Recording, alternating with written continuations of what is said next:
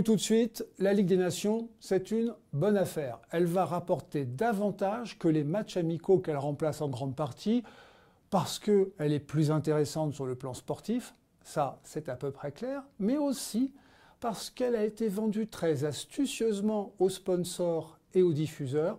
Résultat, toutes les fédérations vont y gagner, foi du UEFA. Pour bien vendre sa compétition, l'UEFA a utilisé deux leviers. Le premier, centraliser la commercialisation. Avant 2014, les fédérations vendaient la plupart de leurs matchs internationaux elles-mêmes. Avec le cycle qui débute cette semaine, 2018-2022, changement radical, puisque tous les matchs internationaux en Europe, tous, y compris les matchs amicaux, sont désormais vendus collectivement. Et c'est bien vu. À la fois, les droits de diffusion augmentent parce que l'UEFA maîtrise le calendrier et peut répartir les matchs, du jeudi au mardi en l'occurrence.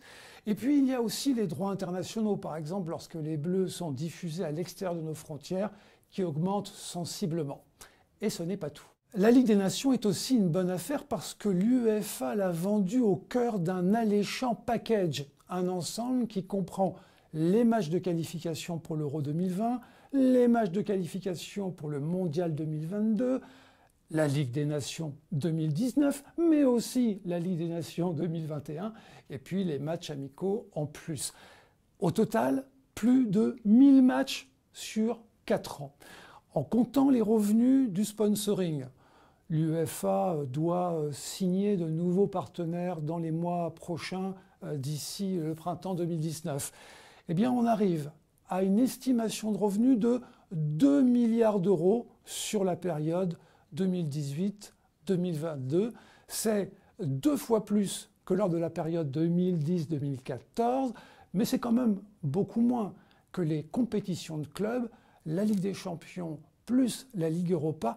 Chaque année, ça rapporte 3,2 milliards d'euros.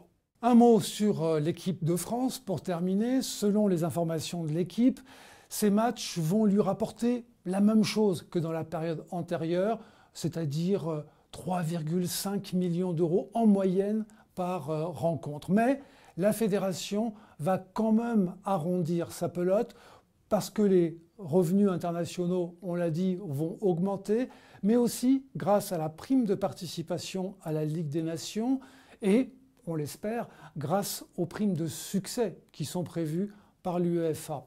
Le vainqueur de la finale du 9 juin prochain empochera au total 7,5 millions d'euros.